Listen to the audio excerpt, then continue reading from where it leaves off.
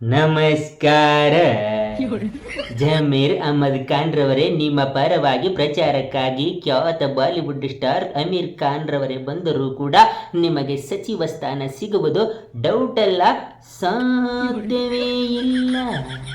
ಕಾರಣ, ನೀವು ಸಿದ್ದರಾಮಯ್ಯನವರ ಸಚಿವ ಸಂಪುಟದಲ್ಲಿ ಮಂತ್ರಿಯಾಗಿದ್ದಾಗ ನೀವು ನಡೆದುಕೊಂಡಂತಹ ರೀತಿ, ಆ ನೀತಿ, ಆ ಪ್ರೀತಿ, ಆ ಪ್ರೇಮ, ಆ ವಾತ್ಸಲ್ಯ, ಆ ನಡೆ, ಆ ನುಡಿ, ಆ ಹಾವ, ಆ ಭಾವ ಎಲ್ಲವನ್ನು ಡಿ ಕೆ ಶಿವಕುಮಾರ್ ಅವರು ಕಣ್ಣ ತುಂಬ ನೋಡಿಕೊಂಡು ಬಿಟ್ಟಿದ್ದಾರೆ.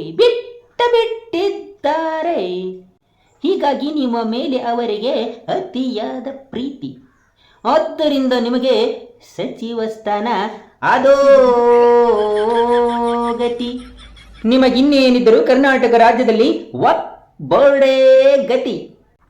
ಆ ವಕ್ಫ್ ಬೋರ್ಡಿನಲ್ಲಿ ಅದೇನೇನು ನಡೆದಿದ್ದಾವೋ ಬಲ್ಲವರೇ ಬಲ್ಲರು.